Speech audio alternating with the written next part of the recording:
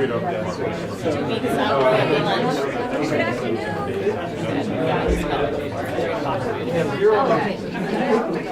Get started, please. Great, thank you. Thank you so much.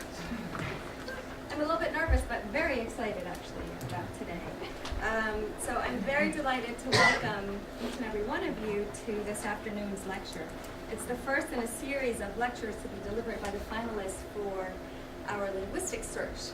And the reason we're very excited about this linguistic search is that as part of this lecture series and through the culmination of the search, it really is our hope to enhance our profile in contact and bilingualism in Iberia and the Americas. So our guest today is Sandro Cesarego. Right. I might get the stress wrong, but I've got Esdrújula, muy bien, sí. Sandro's assistant professor in the Department of Spanish and Portuguese at the University of Wisconsin. And he's held that position since 2011, if I'm not mistaken. His primary areas of specialization are contact linguistics, language variation, quantitative sociolinguistics, and syntax. In his dissertation from 2010, which he completed at The Ohio State University, he combined sociolinguistic methodology with highly theoretical analyses of syntactic structures in exploring questions of creolization and decreolization by reference to the particular structure of nominal phrases in Afro-Bolivian Yungueño Spanish. His findings are based on data that he himself collected, and as we will learn, his data are very rich in variation, and they're filled with implications for multiple subfields of linguistics, including creolistics, formal syntax, and sociolinguistics. A significantly expanded version of that dissertation project will soon appear in his book, The Determiner Phrase in Afro-Bolivian Spanish, a microparametric account, which is currently in press. In addition to Afro-Bolivian Spanish, Sandro has explored other Afro-Hispanic varieties as well.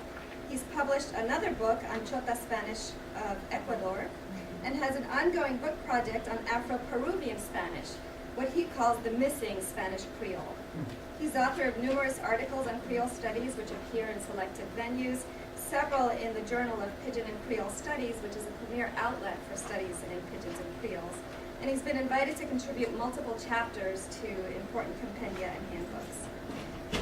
This is not surprising, since his work has repercussions for a range of questions and issues. So for instance, how are Creoles to be characterized vis-a-vis language acquisition and evolution? How can formal syntactic and sociolinguistic approaches be reconciled or integrated? And how can variation deepen our understanding of linguistic universals and of Creole formation?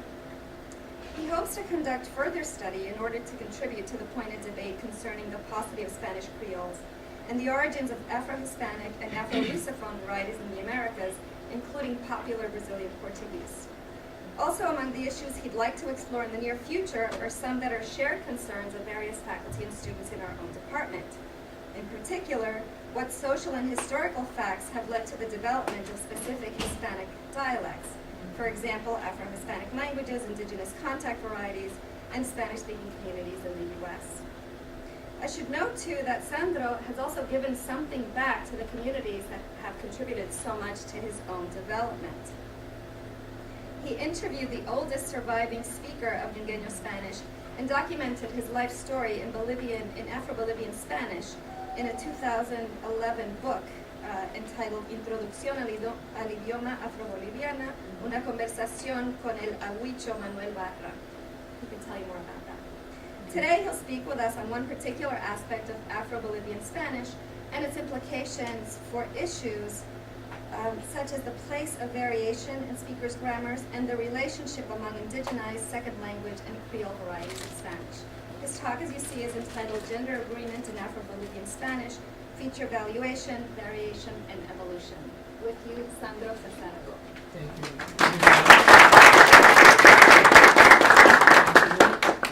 First of all, I would like to thank everybody for being here, for inviting me, and it's really an honor for me to be here with you, so thank you. And today we will talk about Afro-Bolivian Spanish. We will talk about gender agreement in Afro-Bolivian Spanish. And during this talk, I will try to combine some formal aspects of linguistic theory with findings coming from empirical sociolinguistic research. And at the same time, I will have to use some technical terminology, but I will do my best to rephrase these concepts with general terms so that they will be accessible to everybody, including the people who may not necessarily including the people who may not necessarily have a linguistic background. But if at any time during this presentation you feel that I'm saying something that is not completely clear, just please feel free to ask questions so that I will try to clarify these concepts, and then we will be all on the same page. So thank you again, and today we will talk about gender agreement in Afro-Bolivian Spanish. I will start with a brief introduction, followed by the socio-historical background in which this language developed. Then we will look at the Afro-Bolivian Spanish Determiner Phrase, and when we talk about the determiner phrase, we are talking about the noun and all the elements that surround the noun. So we have adjectives, articles, demonstrative, quantifiers, and so forth. Then I will provide a formal analysis to account for gender agreement variation in the determiner phrase. We will have a look at the results and then eventually the conclusions. So the study evaluates variation in the gender agreement system of Afro-Bolivian Spanish and Afro-Hispanic dialect, proceeding from what was once a Busal language spoken in Los Yungas, department of La Paz. When we talk about Busal languages, we are talking about the languages that were spoken by the African slaves who arrived to Latin America and didn't speak Spanish when they arrived. So they spoke a second language variety of Spanish. So that is a Busal language. And Afro-Bolivian Spanish is a dialect that derived from a second language variety of Spanish, derived from a Busal language. So results indicate a case of cross-generational change consisting of the systematic substitution of stigmatized basilectal Afro-Bolivian features with more prestigious Bolivian Spanish ones. And one of the outcomes of this situation is the transition from one gender agreement system to another. And so the goal of this work is to shed light on the linguistic constraints regulating gender agreement and propose a theoretical framework capable of accounting for the variability encountered in this specific transition. So Africans started being used as slaves, presumably around the 18th century, in Los Yungas, tropical valley in which they did agricultural work. As you can see, Los Yungas is located in this black area in the province of La Paz, Bolivia. And slavery was formally abolished in Bolivia in 1826, re-established in 1830, abolished again in 1831. However, until 1952, year of the land reform, Afro-Bolivians have always been used as unpaid peons in haciendas. And until 1952, black workers were not allowed to attend school. However, after that date, the hacienda system ended and basic public education arrived to these communities. So the study of Spanish at school, the possibility of traveling outside of Yungas, and the stigmatization attached to this dialect resulted in a gradual drop of the traditional variety, so that some features of this vernacular have gradually been displaced by highland Bolivian Spanish ones. Lipsky was the first linguist who provided a detailed account of Afro-Bolivian Spanish, and he points out 5 features which would be the quintessentials of the Afro-Yungueño determiner phrase. He mentioned lack of noun-adjective gender agreement, so we have cases like La Fiesta Muy Bonito, and I decided to place in this PowerPoint a few tokens taken from my sociolinguistic corpus so that you can get an idea of how this language sounds. So here is the first token. I hope that it will work. Aquí está muy bonito. Aquí está muy bonito. You see, La Fiesta Muy Bonito. Aquí está muy So we bonito. see that in this case we don't have agreement between the noun and the adjective. Then invariant plurals, that is not plural suffixes on noun, adjectives, or terminals. So we have cases like cien mandarina instead of mandarinas. Let's see if it is working. 100 mandarinas, 15 centavos. 100 mandarinas, 15 centavos. Then, often the use of a singular invariant plural definite particle, so we have lu instead of los or las, no? Lu tasa, lu oveja, and so forth. Elimination of definite articles in generic construction, so we have bare nouns, and sometimes we can also find bare nouns in a subject position, which is something that is not theoretically possible in Roman languages. No? So we have médicos muy lejos, instead of los médicos, or el médico está muy lejos. No? Let's see if it works. Mucho enfermo, médico muy lejos, sí, poroico. Animals in the background. Yes, it's a field. Then we have frequent retention of plural s only on the first elements of the determiner phrase. So, mis abuelo, las cosas, and so on. Let's see. Cambiado las cosas mucho. Cambiado las cosas mucho. So, Lipsky, as I said, was the first scholar to provide an account of Afro-Bolivian Spanish, and he also tried to offer an analysis to deal with the variation encountered in this language. Within the model adopted by this author, determiner phrase features, in this case gender and number, are claimed to percolate up from the noun to the determiner and then eventually to the postnominal element. He proposed basically a left-right agreement, something prenominal to postnominal agreement. And he decided to propose this because in his corpus he couldn't find a single case of postnominal agreement between the noun and the adjective unless also all the prenominal elements were agreed with the noun. So he had cases like una curva ancha, where we have complete agreement, un curva ancho, where we have agreement between the article and the noun, but we do not have agreement with the postnominal element. Cases like un curva ancho, where there is no agreement at all. But he couldn't find a single token like this, un curva ancho, where we have agreement between the noun and the postnominal element, but we do not have agreement with the prenominal element. For this reason, he postulated this model. We would have agreement that starts somewhere at the beginning of the determiner phrase and then goes to the other projections. So my data are for the most part in line with Lipsky's, but some cases seems to contradict this prenominal to postnominal regulation model. These tokens show number, gender, disagreement on strong qualifiers. So if we look at this data, we can see that we have toda la casa bonita, toda la chica de Tocaña, toda la comunidad. In all these cases, we see that the quantifier todo doesn't agree with the name, with the noun. And in some cases, we can see that we even have agreement with a postnominal adjective, no? But strong quantifiers almost never agree in this language. So, well, first, we can listen to this token.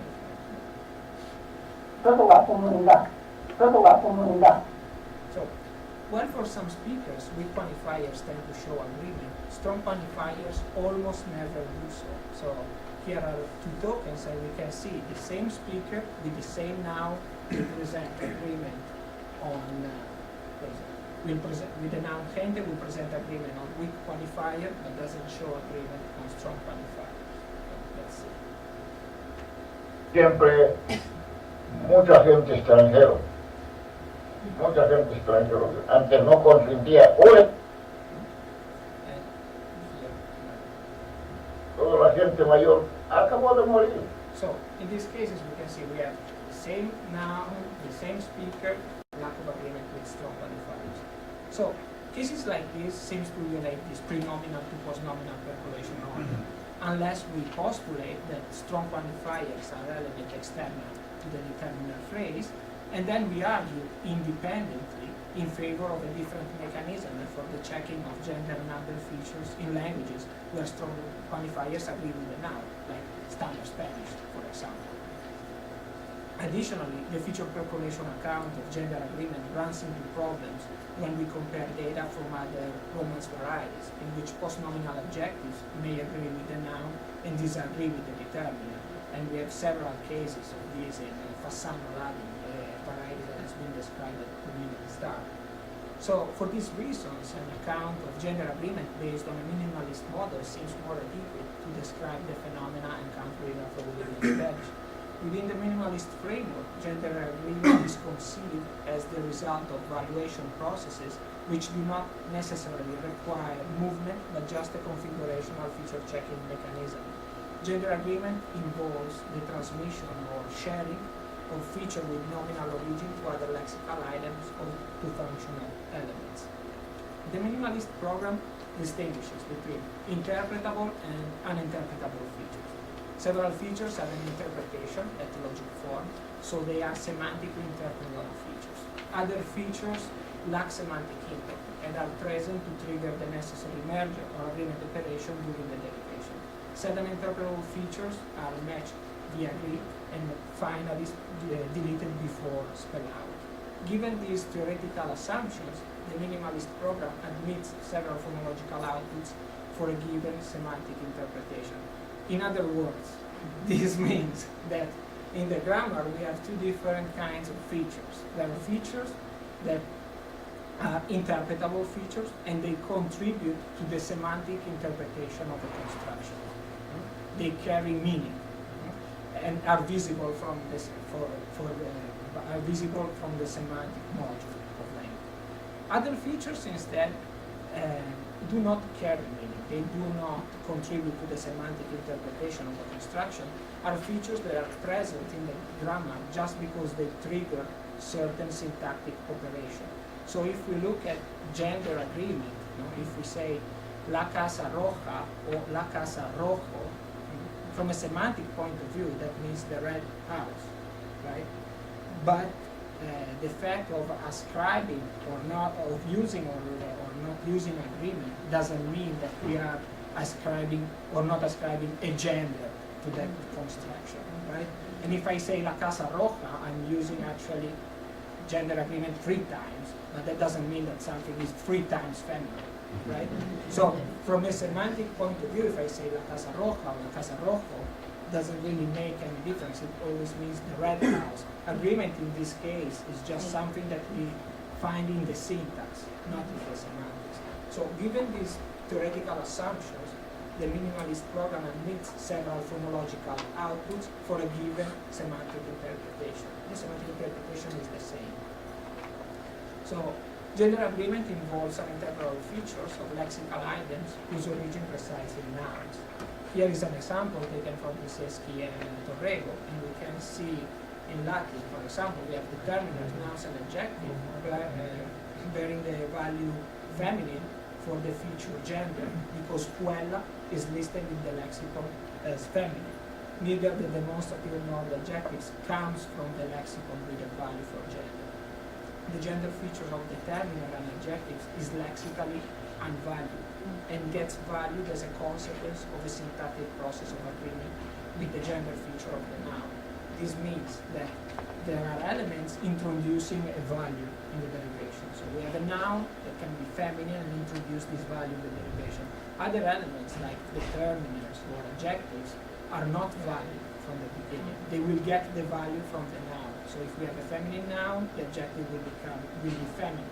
If we have a masculine noun, the adjective will be masculine. So this is how the valuation process takes place. And we can graphically try to picture this valuation process in the following way. This may help understand what I'm talking about. We have an element coming from the lexicon in blue with a value for a certain feature. We can think of a noun coming from the lexicon with a value feminine for the feature gender. Then we have other elements in green that are specified for a certain feature, are specified for gender, but they do not have a value. So we can think of articles, adjectives, right? And then we have another element in red that comes from the lexicon with no specification at all for a certain feature. So could be a verb. Verbs in Spanish do not agree in gender with the noun, right? So they are not specified for gender features. So the evaluation process takes place in the following way. all the elements that were specified for a certain feature will get to share the value from the element that introduce it in the derivation, so that all the elements that are specified for a certain feature will end up sharing the value feminine in this case, while the element that was not specified for such feature is not going to be affected by this valuation process. So in this way, variation is reduced to the specification of uninterpretable features in a derivation. Certain unvalued uninterpretable features may be present in a certain entry but absent in another. So if we compare these two constructions, we can say that un curva, in this case, the article was not specified for gender and therefore didn't get to agree with the noun and has a default masculine. While in the case of una curva, we see that the article has a specification for gender and therefore got the value from the noun. However, both constructions, from a semantic point of view, mean a curve. The meaning is the same. So since they are uninterpretable, since these features are uninterpretable, they will have no semantic repercussion. So they will be equally legitimate for a convergent derivation. Several social factors may affect the item selection, ease of lexical access, speaker-hearer relationship, social identity, and so forth. Therefore, if we postulate that some unvalued and interpretable features, like gender, may be present in some elements but absent in others, we can easily account for these cases of gender agreement variation encountered cross-generationally. So, in a case like the first one, where we have una curva ancha, we can say that both the article and the postnominal adjective were specified for gender and therefore agree with the noun. In the case of one curva ancho, we can say that postnominal adjective didn't have such a specification and therefore got the default value. And in the case of un curva ancho, we don't have agreement at all because both the article and the postnominal element didn't have a specification for agreement and therefore they didn't agree with the noun. So if we take this into account, now we can try to answer the original question that was posed by Lipsky. Why don't we find cases like un curva ancha? No? Because we know that Lipsky basically proposed that agreement takes place in a prenominal to postnominal fashion because he couldn't find a single token like that. No? So a potential answer to this question would be to say that cross-generationally indefinite articles might have developed an unvalued gender feature specification before postnominal adjectives. And therefore, speakers mastering postnominal adjective agreement also present concord on indefinite articles. And as we will see in a couple of slides, we have statistical data that seem to support this hypothesis, that certain categories develop agreement before others in a systematic way. So the selection of an element having or lacking uninterpretable unvalued gender features may be conditioned by several external or internal factors, so by several social or linguistic factors. Results from cross-generational statistical analysis suggest that Afro-Bolivian Spanish is approximating more and more to High-Bolivian Spanish. One result of this transition is the introduction of a wider range of agreement configurations in a language which originally made little use of it. In this process, the presence of variation must be acknowledged, and this is the reason why I decided to run some statistical analysis. This is a table, is a Vargo table. Vargo is a well-known software program in sociolinguistics to analyze linguistic variation. And here we can see what is the statistical effect of internal factors, of linguistic factors. No? We can see that we have two significant factor groups, grammatical category with a range of 61 and transparency with a range of 14. And we can see that certain elements, in this case, prenominal adjectives, strong qualifiers, and so forth, strongly favor lack of agreement. while other elements, like demonstrative and definite articles, disfavor. So that means that on these elements, we don't find high levels of agreement, while we find agreement on demonstrative and definite articles. And then we have another significant factor, transparency. We can see that non-transparent nouns show more lack of agreement than transparent ones. And with transparency, with a transparent noun, I mean a noun ending with a prototypical feminine A marker. So a transparent noun would be casa, and a non-transparent noun would be canción. So if we look at the external factors and the social factors affecting this variation, we can see that generation is the most significant one, and we have the oldest speakers favoring lack of agreement the most, and then we have the youngest speakers instead, which present a grammar that is closer to the standard. And then we have mobility. We can see that people who spend all their life inside these communities present more lack of agreement than those who spend at least 1 year outside, and therefore were exposed to more standard varieties of Spanish. On the other hand, we see that gender is not a significant factor here. This is quite surprising from a sociolinguistic point of view, because usually we see systematically that women tend to speak in a way that says closer to the standard than men. Men usually use a variety that is more vernacular. Instead, women tend to speak in a more standard variety. But in this particular study, in this case, we do not really find any significant difference between the way we speak. So I found that gender mismatches on adjectives and determiners between Afro-Bolivian Spanish and Highland Bolivian Spanish are common, with the masculine gender prevailing over the feminine one. And these differences are due to two separate factors. First, certain Afro-Bolivian Spanish elements lack the unvalued gender features present in their Spanish counterparts, as we saw. And second, certain words listed in the Highland Bolivian Spanish lexicon as feminine are listed in the Afro-Bolivian Spanish one as masculine, and vice versa. And I base this hypothesis on the appearance of mismatched singular definite articles and on grammaticality judgments. So Lipsky reports no instances where el was used with a feminine noun, but he could find cases where la was used with a masculine one. So in his corpus he could find cases like la pulmón instead of el pulmón, or la patio instead of el patio. In my study, instead, I could find mismatches that go in both directions. So I could find cases like la serpiente instead of el serpiente instead of la serpiente, and la problema instead of el problema.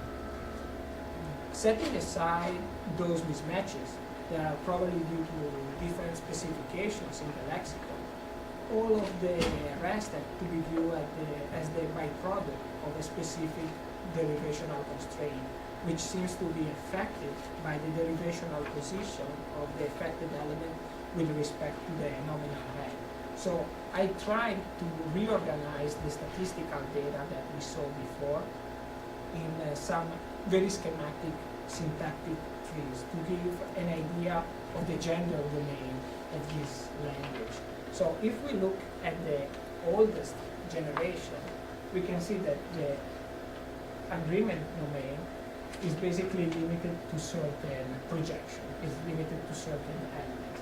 And we have a clear hierarchy of agreement. We have more agreement on demonstrative definite articles, followed by with qualifiers, pre-nominal adjectives, and then eventually strong qualifiers and post-nominal adjectives that are not really affected by agreement at this point.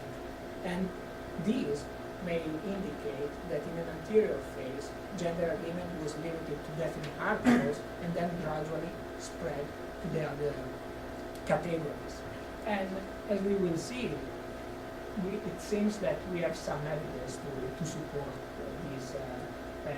these hypotheses. In fact, if we look at the second generation, we can see that this time the gender agreement domain is bigger, is also significantly affecting strong quantifiers, and we see that the hierarchy of agreement is still the same. We have more agreement on demonstrative definite articles, followed by with quantifiers, prenominal adjectives, strong quantifiers, and then eventually postnominal adjectives. And when we look at the youngest generation, we can see that this time agreement is affecting all the projections to a significant extent, and that the hierarchy is still the same. More agreement on demonstrative definite articles with quantifiers, prenominal adjectives, strong quantifiers, and postnominal adjectives. This, I think, is quite interesting from a second language acquisition point of view. Right now, I'm working with some students in Wisconsin, and they are studying the evolution of gender and number agreement in the determiner phrase of students, like students from Spanish 101, 102, 103, and they are analyzing this sort of phenomena. It is quite interesting to see that this hierarchy of agreement seems to be always the same.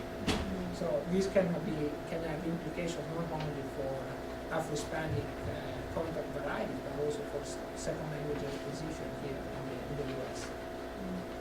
And so this study offers a quantitative approach to variable gender agreement within the Afro-Bolivian Spanish Determiner Phrase. My findings do not pretend to be categorical. Variation is a component of human languages, and my results confirm so. The great improvement of the minimalist program of previous theoretical frameworks is its capability of accounting for alternations between forms.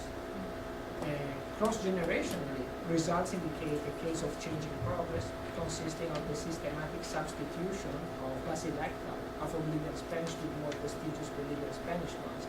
And this is the reason why we saw that generation was a significant factor, because we saw that the oldest generation presents more lack of agreement than the youngest one. The underlying factors pushing Afro-Bolivian Spanish in the direction of a more prestigious Spanish variety are essentially the stigmatization attached to this dialect and the increasing contact with a more prestigious Spanish dialect. And this is the reason why mobility was a significant factor, because we saw that those who spent all their lives inside the communities present more lack of agreement than those who spent at least 1 year outside and were exposed to other varieties of Spanish. Internal factors also have an effect on the variation. We saw that grammatical category and non-transparency were significant factor groups, and in particular we saw that gender agreement mismatches between Afro-Bolivian Spanish and Highland Bolivian Spanish are due to two different reasons. First, we have cases of different lexical listings, so we have cases like La Problema or El Serpiente, and then we have cases of different unvalued feature specifications evolving cross-generationally. So we saw that in the first generation agreement was limited to certain projections. In the second one, it also affected strong quantifiers. In the third one, it's basically standard-like.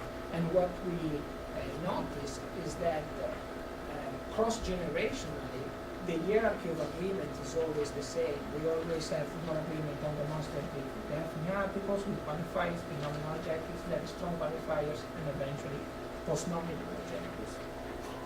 So from a theoretical perspective, my work sheds light on the linguistic constraints regulating gender agreement in an Afro-Hispanic vernacular approximating to a more prestigious Spanish dialect. I propose a theoretical framework capable of accounting for the variability of a process driven by social factors through a path which is highly constrained by syntactic ones. Thank you.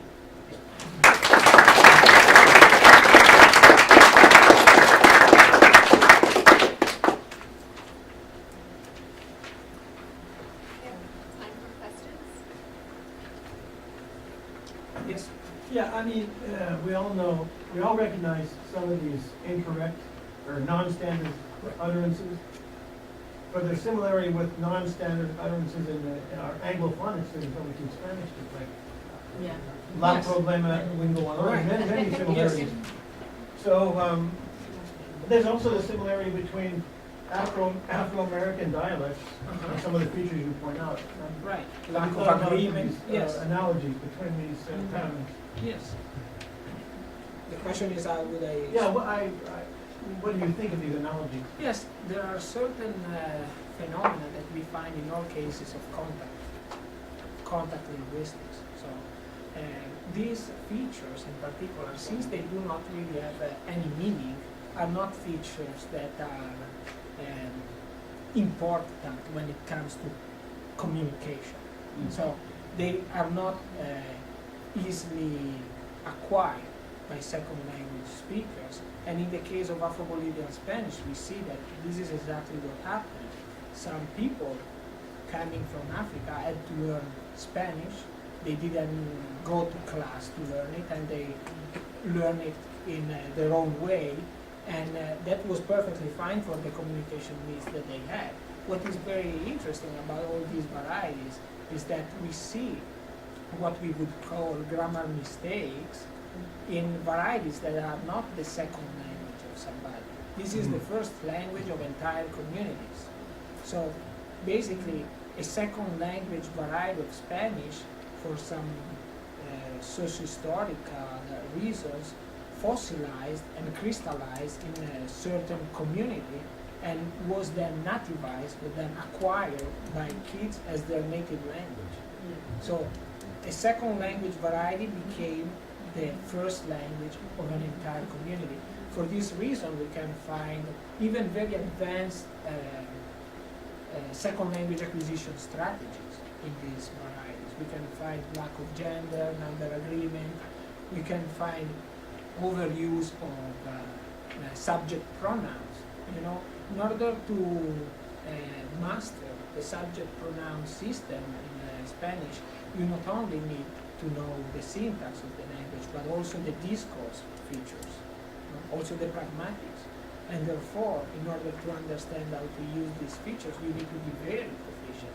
In these varieties, we see that there are many more subject pronouns that we would expect, because probably the second language speakers used to speak in a certain way, and then this variety got crystallized in a certain community and became the first language of an entire group. Yes? Yeah, well, first, congratulations. I really enjoyed your talk, and I can understand now why the committee was so excited about all the finalists coming to campus.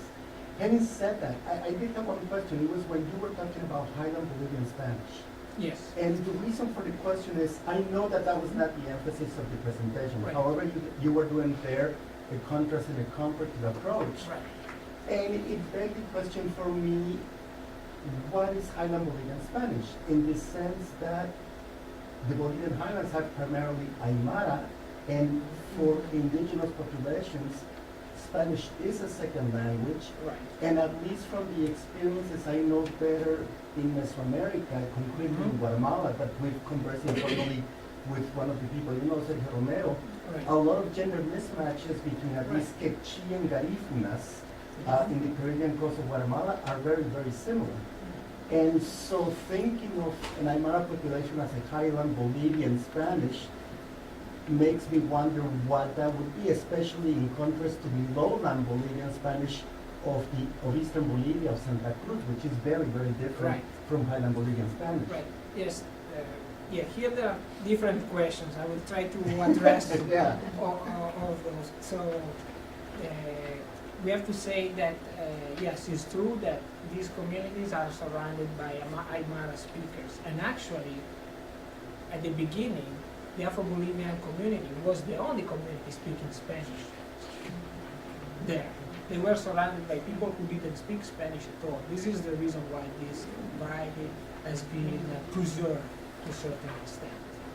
And actually, yes, if we look at the contact varieties spoken by indigenous communities in the Americas, we could probably find similar phenomena, at least as far as gender agreement is concerned. Because gender, even if we look at speakers, English speakers on campus who are trying to learn Spanish, as the colleague pointed out, we can still find similar phenomena. So yes, in the case of Highland Bolivian Spanish, I'm using this term to refer to the standard Spanish spoken in the highlands, in the Bolivian highlands. So in this particular case, we can see that after the Hacienda system, and when the Hacienda system ended, basically in 1952, many people, some people decided to stay because they were given a piece of land, but especially the youngest generations, they prefer to go to La Paz or to other cities where a variety of Spanish, of I would say probably standard Spanish, is spoken. And so it is quite shocking for some of them to go there and then realize that they speak a Spanish maybe without gender agreement, which is quite stigmatized. And so there are also many other social issues going on there. Some people who went to La Paz after a while decided to go back to these communities because they couldn't really integrate. Other people instead decided to go to school, and so maybe at the beginning they were struggling, but then they managed to succeed in what they are doing. So yes, anyway, when I was talking about Highland Bolivian Spanish, I was talking about this variety. And it's true that in the specific case of the Afro-Bolivian community, at the very beginning they were those who introduced Spanish in the Yungas, because the rest was not speaking Spanish. And the Yungas in this region, these communities tend to intermarried and to be only like black communities. In other communities instead we see that there is a cultural mix, and some Afro-Bolivians actually speak Aymara in other communities, not in these communities, but in some communities they speak Aymara and Spanish. Yeah. Yes. Yeah, you mentioned, thank you for your talk, it's really interesting. You mentioned at the beginning that, of course, Bozal Spanish is pretty much immersed in what they're speaking. And I kept thinking, as you were mentioning, the generational factor. The fact that there's elders who still speak the language, but they are and they were initially the ones who taught the language to the younger generations, but these elders are dying and passing away, and the youngest generations are, getting more immersed into other types of standard language. I was wondering, and I kept thinking about this notion of Bozal Spanish of being like kind of stigmatized because of the racial component, it's associated with slavery, et cetera, but the pedagogical practice of having the elder lead person in the community teaching the language to the young, I guess, if you were able at some point to the elders, and you interview an elder member of the community, if this was seen as a kind of pedagogical practice more immersed into the community, or it was just let's pass the language in and keep. The eldest speaker actually was this informer, Manuel Barra, Ahuicho, Manuel Barra, Ahuicho in Aymara. The word Ahuicha in Aymara means doña, and they use it in the masculine form, Ahuicho, that is an Afro-Bolivian adjustment basically, and it's used like Don Manuel Barra. So this guy is Don Manuel Barra, and he was the oldest speaker, but the way they perceive their own language is not a language apart. No. They think I speak a broken Spanish, basically. No, it's the way some of them call it not civilized language. That's the way they perceive their own language, and therefore is not something that is likely to survive many more generations, unless something that happened in the case of Palenquero, for example, that people perceive their own language as a broken Spanish until some linguists went there, and out of the blue people came to understand what it was, how they were speaking, and the UNESCO a few years ago decided that is patrimonio de la humanidad. So Yeah. now they realize that what they speak is something special, is a symbol of ethnic pride, and therefore now Palenquero in San Basilio de Palenque is an official language. They study it at school. I hope that my articles can do something like this to these communities. I doubt it, but it would be great. It would be great if they could acquire pride in their own language and decide to revitalize it. But so far, the chances are quite slim. Thank you also for your talk.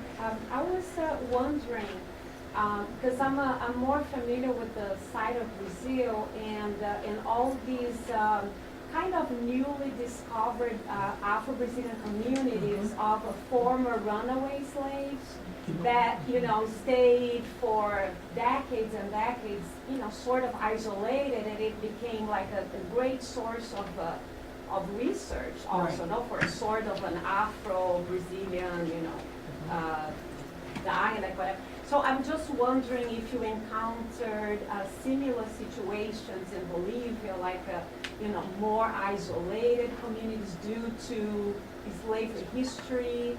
Actually, there are similar studies on Afro-Brazilian communities. There is a well-known community called Helvetia. It used to be a Swiss colony, and then they introduced slaves in this region, and there are several hypotheses about how this language developed, but basically one of the most prominent ones is that the people who arrived in the region didn't speak Portuguese themselves, and so the slaves didn't really have enough Portuguese input, and they developed a contact variety with African languages. And there are several studies, actually, a couple of studies also by Lipsky, where they are trying to compare Helvetia Portuguese to Afro-Bolivian Spanish, because we find very similar phenomena, lack of gender, number agreement, or overuse of pronoun, non-inversion in questions, phenomena that can be encountered in all these contact varieties. So yes, there are several studies on that, and I'm sure that they parallel to a great extent the communities that we can find in Bolivia, in Ecuador, or even in Peru, yes, in Colombia, for sure. Yeah. So, We're talking about the morphology and the syntax of these varieties. Can you say something about the phonology? Because we studied that as well. yes. In the case of Afro-Bolivian Spanish, I work with unstressed vowel reduction, or unstressed vowel weakening. This is a phenomenon quite common in the Andes. So in the Andes, we can see that vowels tend to be weakened to a great extent. So just to give you an example, many speakers would say Estados Unidos. So they delete, let's say, vowels. And while, for example, in the Caribbean, maybe we find the opposite. People tend to weaken consonants. And the Afro-Bolivian dialect originally was more Caribbean-like. So the older speakers weaken consonants to a great extent. But something interesting that I found during my research is that basically the first generation that was born free started adopting features from Andean Spanish. So while the first generation, the oldest generation, doesn't have vowel weakening, but they have consonant weakening, the mid generation, that's the first one who was born free, has vowel weakening. But then something has happened in between, that during the last few decades, vowel weakening became stigmatized in the Andes. Before it was a quite normal feature, and during the last few decades it became stigmatized. So the youngest generation now is dropping vowel weakening. So if we look at the evolution of vowel weakening in this generation, in this community, the oldest generation doesn't have it, the mid generation has it because probably was a way of blending in with the rest of the society, and the youngest generation is dropping it again because it's stigmatized. And from the social linguistic point of view, that's what I found. And then I tried to account for these phenomena also by applying some phonological theory. I use H&H theory in order to see where we find this phenomenon. This theory basically is assuming that people can to discriminate between sounds while making the least possible effort. So we see that words that are very common, words that people are easy to, probably can understand without too much trouble, present vowel weakening more than those who do not, are not so frequent. So we can see that it's quite interesting, yes, also to look at the phonological evolution of this language. Yes? Yeah, I have one question. So, did you find any of the post-nominal adjectives that were invariably feminine in their feminine form? Invariable? In So, the feminine. in the feminine? When we look at this data, we can see that usually on post-nominal adjectives, we don't really find a lot of agreement, but in some cases, we do. But the tendency would be to have the default masculine when we don't have agreement. It seems odd, because you think that there should be at least some frequent collocations, so the nouns more often than feminine. So that you should have if you're only going to have one form of the adjective, there should be some adjectives that co-occur more often with feminine nouns, that you think they would keep that off. Like, no, but that, Well, for Dominican, it's like, no vaina, enredar. Enredar, it's gotta be ah. well, in my case, I see what I could see is that the tendency is for the default to be a masculine. Then we can see maybe not on the adjectives but on other elements that yes, we find agreement without any problem, like on definite articles, for example. Right. We find agreement on those systematically. But I couldn't find mismatches where you have a masculine noun and a feminine object. I couldn't find mismatches of that sort. Mismatches that go the other way around, yes. Feminine noun, masculine adjective, yes. The other way around, I couldn't really find those. What I could find is cases of different lexical listing, in the sense that maybe we find a name like a noun like problema, which is given a feminine gender, and so we find la problema. And that was not just something that I found in the sociolinguistic interview. When I saw tokens like that, I would go back to the speaker maybe a couple of days later and ask him, do you have grammatical, can you tell me what the gender of this word is, basically? And they would say la problema, like it's feminine, or el serpiente instead of la serpiente. So I try to double check that with grammatical judgments. As Yes. a follow-up on exactly those examples, you expect, right, the word that ends in egg would be masculine or feminine. Right. And likewise with la problema, that's not surprising. But do you get any examples like el casa? That's really what you want to be looking for, that type of mismatch. When you say they go in both directions, Yeah, that's what you would but expect. my hypothesis is that actually gender agreement was always a feature of this language, but it was limited only to definite articles. So on definite articles, you don't find mismatches unless the noun is understood as masculine or feminine from the beginning. So on definite articles, I never find mismatches. The only place where I find mismatches are other elements. I can find mismatches on demonstratives, on quantifiers, on adjectives, but my impression is that in this language, there's a second variety that then became a first language. People learn gender, they know that nouns are gender, and they know that the articles disagree with the noun. But then this is not the same for all the other elements that in Spanish agree with the noun. So we don't find, they would say ese casa in some speakers, or they would say mucho casa, right? But on definite articles, you always find, unless they think that the noun is feminine or masculine in Spanish instead is the other way around.